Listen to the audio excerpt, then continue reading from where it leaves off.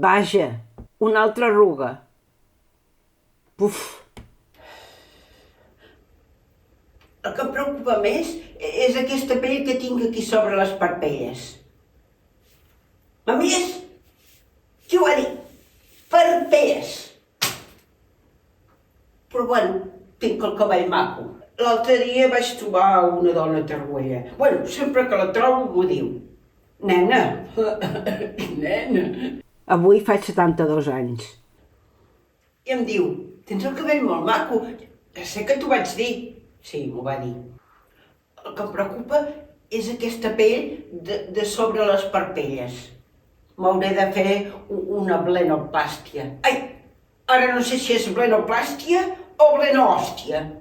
I ahir mateix, davant de la bohema, hi havia tota una taula de gent asseguda. Una altra dona que em crida em diu, vine, què voldrà aquesta? Vaig pensar. M'acosto i em diu, tens el cabell molt maco, saps? Nena, altra vegada nena. Sí, alguna cosa maca s'ha de tenir, no? La bohème, souvenir d'un temps que j'étais jolie, et tout le monde l'avait déjeuné. La bohème, la bohème.